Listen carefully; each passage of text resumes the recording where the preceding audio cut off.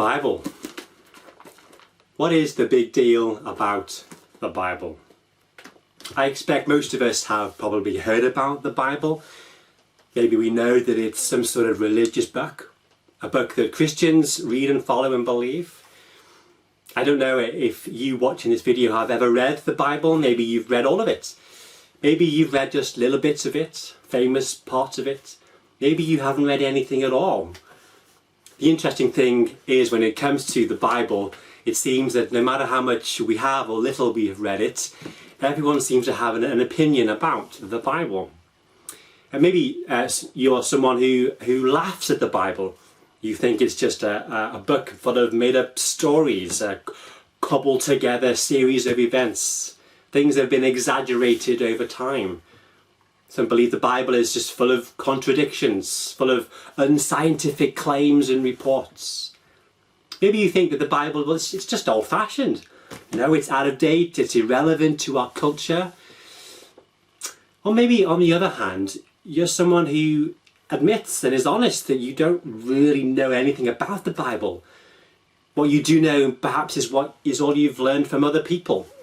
And actually you're quite interested to know, why do so many millions of people all around the world read and believe and follow what the Bible teaches? Why is it that the Bible every year remains the world's bestseller?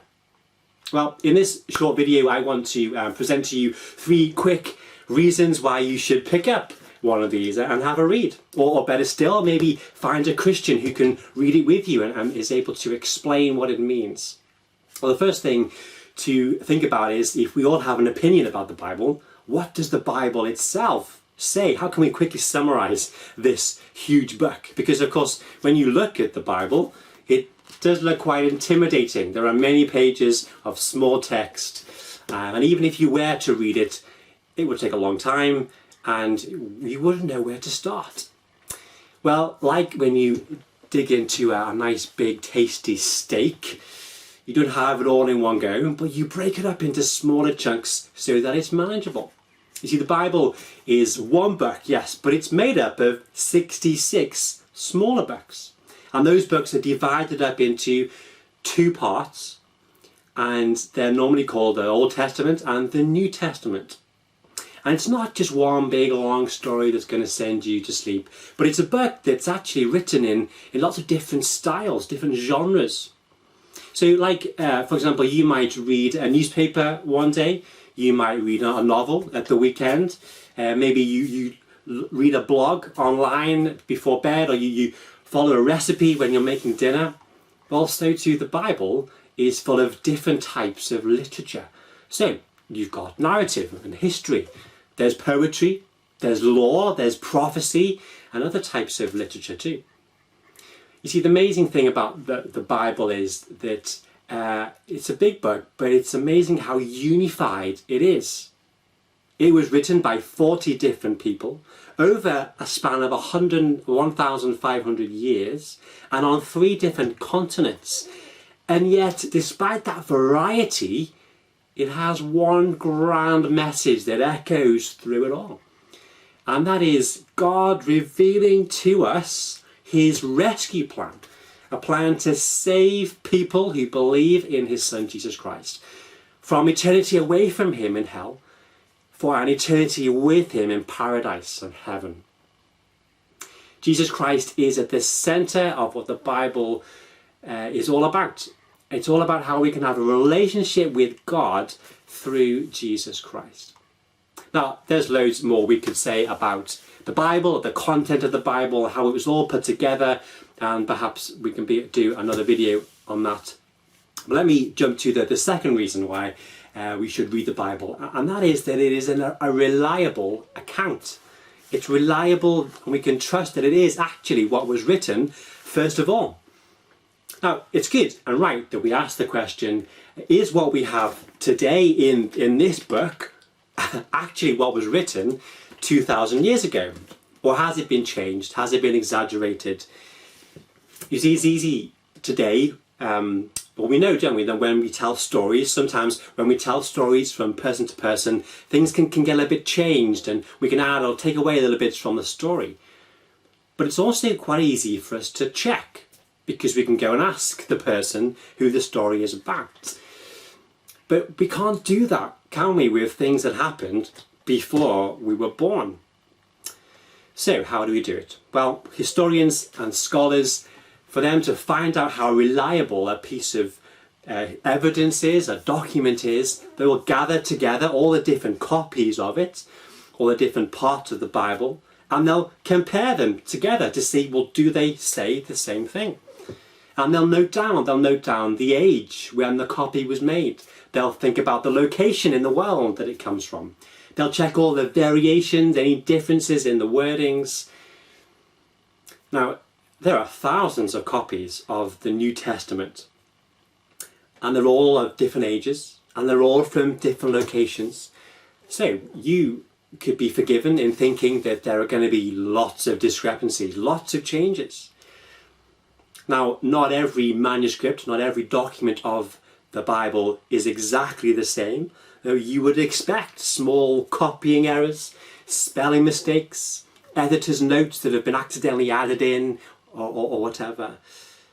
But the experts tell us that of all the variations, they are so few in number, and that the sheer volume of what the Bible, how it agrees, means that actually these differences are so insignificant, they actually have a minute impact on the whole. Maybe you're not impressed. So let me compare the New Testament with other famous ancient documents, things that you may well have heard of, maybe documents that you don't have a problem believing are true. The best example is the famous his document Homer's Iliad. Maybe you've heard of that. Homer was a Greek poet in the ancient world, and you can read his poem today. You can get it on PDF, download it online.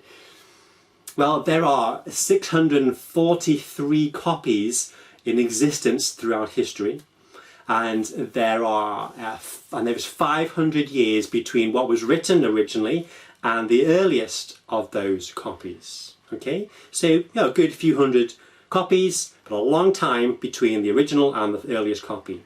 Now let me compare the New Testament.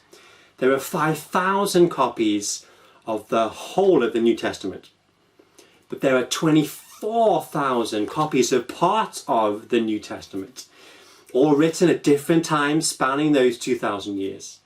But the earliest copy of the piece of the Bible here, John's Gospel, is a copy from within 25 to 50 years of when it was written. This diagram gives you a quick glimpse of just how far ahead the Bible is compared with other ancient documents, both in the number of copies, but also in how early the original copies go back. See, one scholar has said this: the issue in believing the Bible is not the length of time between the copies of the Bible being written and today, but between the time of the copies and the actual events themselves. You see, evidence, it doesn't change over time just because a long time has passed. Well, okay, maybe you're still skeptical and you're not sure that actually the events that took place in the first place are true. Did it all really actually happen? You see, one theory that people put together about the Gospels, okay, that is the stories, the biographical accounts of Jesus, they will say that they were written many years later. They were written in a faraway place, and they were not written by eyewitnesses. But the amazing thing about the Gospels is that they are filled with such detail about specific local culture, about demographic information, even knowing the colour of the grass at a particular time of year that you wouldn't know unless you actually had been there. It shows us that these documents, they couldn't have been written years later in another location by people who weren't there in the first place. Let me give you an example about people's names. Okay, so today, if I were to ask you, do you know Blodwyn, who lives round the corner? Imagine that you do. You would say, well, yes, I know Blodwyn. But if I were to say, do you know Megan who lives around the corner? Maybe you'd have to ask me, well, which Megan? Megan Davis, Megan Hughes, Megan Phillips? Well, that's because Megan is the most popular Welsh girl's name at the moment. And so you're going to want to know more specific about which Megan. Whereas Blodwyn, I'm expecting, is quite unusual. Well, research shows us that the different names of people in the New Testament, in the Bible, they occur at the same frequency, the same number of names that was true in first century Palestine. So when you read the Bible, sometimes you only get the person's first name. Well, that's because it wasn't a common name at the time, and everyone would know who you're talking about. But other times you get someone's name followed by their family, so followed by son of so-and-so, or this person from a certain location. And that's how the person was described. Because their name was common, you wanted to know, well, which John or which Saul are you talking about? We can trust from good evidence that the Gospels are eyewitness accounts written early on by eyewitnesses, which could also have been refuted by people who were there, who saw it all and could say, no, this didn't happen, but they did. You see, many have sought to disprove the reliability of the Bible, but have failed. And many in their endeavours have become Christians. One such person is Sir William Mitchell Ramsay. He was a famous archaeologist at the beginning of last century. And this is what is said of Ramsay, who wanted to disprove the Book of Acts. The Book of Acts describes the events of the early church. And it said this of him: he therefore set out to put the writer of Acts on trial. He devoted his life to unearthing the ancient cities and documents of Asia Minor. After a lifetime of study, however, he concluded, further study showed that the book could bear the most minute scrutiny as an authority for the facts of the Aegean world, and that it was written with such judgment, skill, art and perception of truth as to be a model of historical statement. The point is, don't write off the Bible before you've given it a chance to read it. Check it out first, because who knows, you might actually find what the Bible promises to you.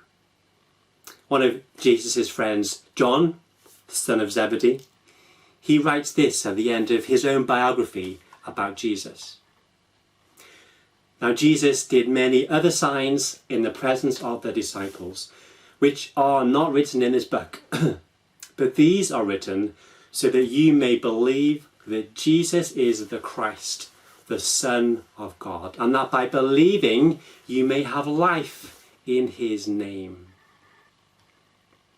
What lies within the pages of this book is truth about a person, God become a man.